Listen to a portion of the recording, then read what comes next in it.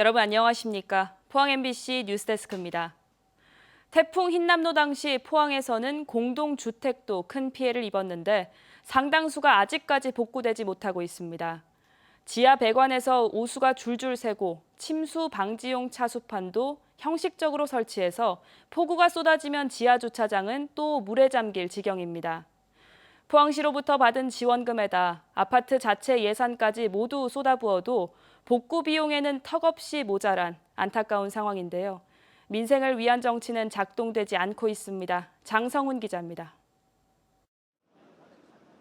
태풍 흰남노 당시 지하 주차장이 침수돼 주민 7명이 숨지는 참사가 발생한 포항의 한 아파트. 10개월이 지난 지금까지도 어린이 놀이터는 보수 작업을 하지 못해 폐쇄됐습니다. 지하실 배관 곳곳에선 오수가 새나와 바닥에 흥건하게 고여 시커먼 곰팡이까지 폈습니다. 이 높이까지 전부 다 침수가 되면서 수압 때문에 파이프 자체가 휘어졌습니다. 휘어지기 때문에 중간 자체 주철관이 벌어진 데도 있고 파손된 데가 있어가지고 이 아파트 지하 주차장 계단과 차량 진출입로에 설치한 차수판. 하지만 동마다 수십 개씩 난 지하 환풍 창문은 지하 주차장과 물길이 연결되는데도 차수판을 하나도 설치하지 않았습니다. 인근 아파트도 사정은 마찬가지입니다. 작년처럼 비가 오고 홍수가 났다면 빗물들이 다 이쪽으로 역류가 되거든요. 똑같이 전기실이 잠기고 지하주차장 차수막이 설치는 되어 있지만 각 동으로 연결된 그 틈으로 인해서 지하주차장이 똑같이 잠기게 됩니다. 이렇게 복구가 늦고 허술한 건 포항시로부터 받은 지원금 5억 원으로는 턱없이 부족해 자체 예산까지 모두 끌어다 써 아파트 재정이 바닥났기 때문입니다. 주민들은 지자체 관리 하천이 범람해 특별 재난지역으로 선포됐는데도 지자체나 국회의원 모두 책임을 회피한다며 불만을 터뜨립니다.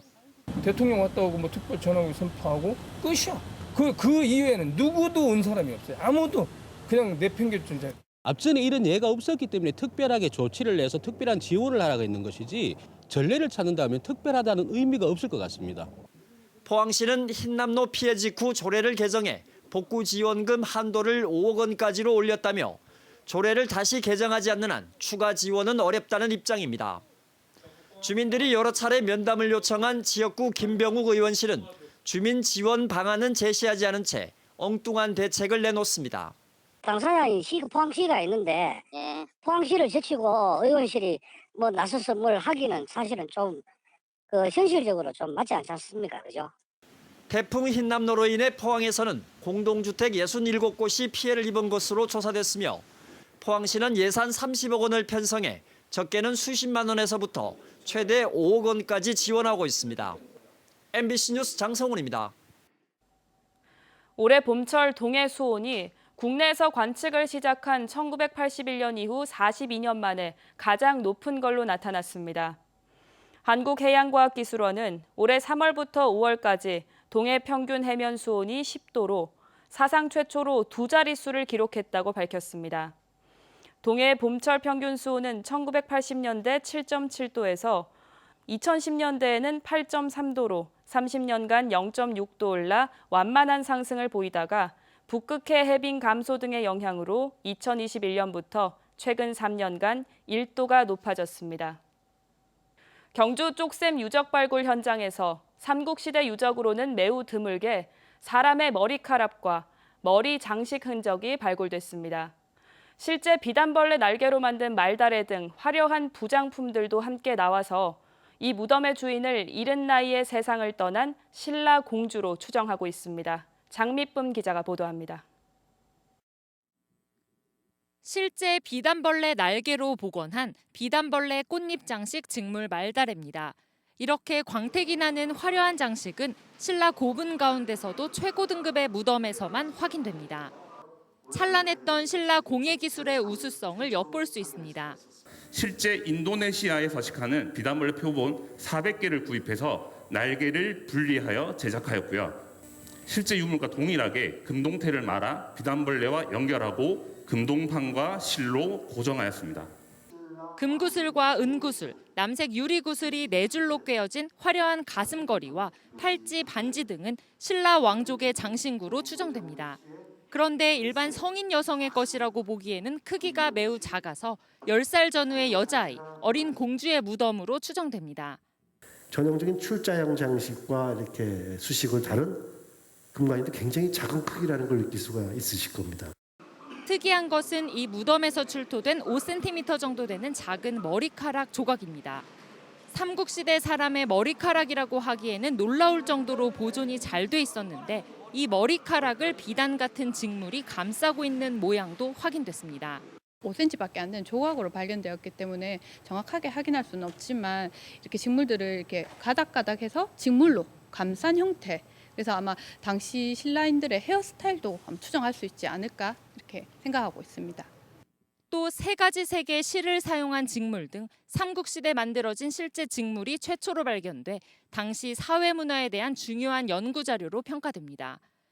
문화재청은 비단벌레 말다래와 머리카락 등 뜻깊은 유물을 품고 있는 신라 공주의 무덤, 쪽셈 44호분의 공식 명칭을 연말쯤 공모전을 통해 결정할 예정이라고 밝혔습니다. MBC 뉴스 장미쁨입니다. 경주시는 황성동에 있는 분묘를 정리해서 차량 99대를 댈 수 있는 공영 주차장을 완공했다고 밝혔습니다. 황성동 공영주차장 부지에는 150여 기가 넘는 분묘가 있어 각종 민원이 이어졌고 경주시는 3년 동안 분묘 연고자를 찾아 정리했습니다. 경주시는 황성동 공영주차장 내 시설물 점검을 거쳐서 이달 중순부터 무료로 개방할 예정입니다. 경북문화관광공사와 재단법인 문화엑스포가 통합해 출범했습니다. 공사는 기존 관광산업에 엑스포가 보유한 다양한 문화 콘텐츠를 합쳐서 새로운 문화관광산업 활성화를 기대하고 있습니다. 경주시는 통합 후에도 시설물 보수관리비와 전시 공연 예산 등 보조금을 지원하기로 했습니다. 임재국 기자의 보도입니다. 지난 1996년 문체부와 경상북도, 경주시가 공동 출연해 설립한 문화엑스포재단. 그동안 경주와 이스탄불, 호치민 등에서 10여 차례 엑스포를 열었고 공공기관 축소 방침에 따라 경북문화관광공사와 통합했습니다. 경주엑스포재단이 설립된 지 27년 만입니다. 엑스포와 통합한 경북문화관광공사는 기존 관광개발 사업에 문화 콘텐츠까지 합쳐져 새로운 관광산업 활성화를 기대하고 있습니다. 이번에 엑스포와 통합함으로 해서 그야말로 전시, 예술, 문화 이런 것을 총망라하는 기관으로 우리 경북문화관광공사가 거듭나지 않겠느냐 이렇게 기대하고 있습니다. 공사는 또 통합 후 조직 안정에 힘을 쏟고 경상북도의 관광 비전 달성에도 적극 나서기로 했습니다. 2030년까지 경상북도 관광의 비전인 관광객 1억 명 그리고 5조 원 관광 수입을 목표로 뛸 수 있는 기구가 완성되었다. 이렇게 생각을 하고 힘찬 출발을 해나갈 것입니다.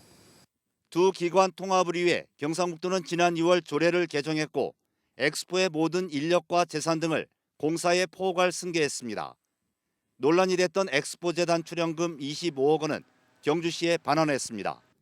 경주시는 엑스포 토지와 건축물의 경우 경상북도와 절반씩 보유하고 있다며 통합 후 관리는 공사에 맡기고 매년 이어오는 각종 보조금을 종전대로 지원하기로 했습니다. 공원비, 건축물 유지 관리비, 그리고 또 솔건 미술관 운영비, 그리고 상설 공영 프라잉 지원, 거기 연간 한 14억 5천이 들어갑니다. 비영리 재단과 영리 기관 통합 이후 경상북도가 당초 목표대로 문화 관광 기능을 활성화하고 지속 가능성을 확보할 수 있을지 관심을 모으고 있습니다. MBC 뉴스 임재국입니다. 경상북도는 3천만 원 이상 지방세를 체납한 17명에 대해서 법무부에 6개월간 출국 금지를 요청했습니다. 이들 가운데 한 명은 재산세 5,100만 원을 체납했는데 배우자 명의로 11억 원 상당의 부동산 등이 있고 여러 차례 해외여행을 다녀온 걸로 파악됐습니다. 경북도는 지난 4월부터 23개 시군과 합동으로 지방세 3천만 원 이상 체납자 514명을 대상으로 유효 여권 소지 여부 확인, 외화 거래 내역 조회, 해외 출입국 기록 및 생활 실태 등을 조사해서 출국 금지 대상자를 선정했습니다. 논과 밭, 과수원까지 노지농업을 스마트팜처럼 재배할 수 있도록 하는 농업 신기술이 잇따라 개발되고 있습니다. 또 각각의 신기술을 통합해 운영하는 관제 시스템도 개발돼서 농작업 자동화가 점점 현실화되고 있습니다. 김건엽 기자가 보도합니다. 트랙터가 자율주행으로 밭을 갈고 있습니다. 경로를 설정해주면 사람 없이 작업이 가능합니다. 자율주행 드론은 밭 위를 비행하며 영상으로 토양의 수분 정도를 측정하고 부족할 경우 자동으로 물대는 작업이 진행됩니다. 각각의 기술을 통합 운영하는 통합 관제 시스템이 개발되면서 효과는 더욱 커질 것으로 전망됩니다. 들녘 단위로 넓은 면적을 소수의 인원으로 관리를 할 수 있게 되겠습니다. 그러면 이런 기술이 접목이 되면 저희 미래 농업의 경쟁력이 높아질 수 있을 것으로 기대하고 있습니다. 마늘과 양파를 중심으로 밭작물 기계화, 스마트 사업이 순조롭게 추진되고 있고 사과, 과수원 스마트 농업 시스템도 경북에서 지난 3년간 추진돼 시범단지 61헥타르가 조성됐습니다. 자동화된 농작업과 재배 관리로 노동력은 줄이고 생산비 절감과 안정적인 생산을 통해 농가 소득 증대로 이어질 것으로 기대됩니다. 현재 개발된 개발 기술과 통합 관제 시스템은 전국 구개도 농업기술원과 함께 공동연구로 확대해 나가겠습니다. 한편 경북은 여기에 더해 마을 단위 공동 영농과 기계화, 자동화를 결합한 디지털 혁신 농업타운을 본격 추진하며 미래 농업으로 전환을 서두르고 있어 그 성과가 주목됩니다. MBC 뉴스 김건엽입니다. 한국도로공사 시설관리공단 대표이사 3년 임기를 마친 오중기 더불어민주당 포항 북구 지역 위원장이 오늘 포항시청 브리핑룸에서 기자회견을 열고 지역 정치활동 복귀를 알렸습니다. 오중기 위원장은 윤석열 정부를 향해서 수도권 중심의 정책 편중을 비판하면서 영일만대교 건설, 의과대학 설립 추진, 공공기관 포항 이전 등 지역 균형 발전 정책에 적극적으로 나설 것을 요구했습니다. 또 포항시 의회는 후쿠시마 오염수 방류 반대 결의문 채택을 촉구하면서 시민들의 안전과 생활에 대한 의회의 책임 있는 모습을 보여줄 것을 요구했습니다. 오는 2025년 울릉공항이 개항하면 포항 울릉 간 관광 인프라가 타격을 받을 수 있다는 전망이 나오면서 곧 닥쳐올 위기를 어떻게 극복할 것인지에 대한 연구가 진행되고 있습니다. 지난 1일 포항과 울릉을 오가는 울릉크루즈 선상에서 열린 포럼에서는 두 지역이 관광협력 네트워크를 강화해 포항과 울릉을 함께 둘러볼 수 있는 관광 상품을 적극 개발해야 한다는 의견이 나왔습니다. 또 잠수정을 활용한 심해 관광, 해저도시 건립 등 수심이 깊은 동해에서만 가능한 다양한 해양관광 인프라를 구축해서 국내외 관광객을 포항과 울릉도로 불러 모아야 한다는 아이디어도 제시됐습니다.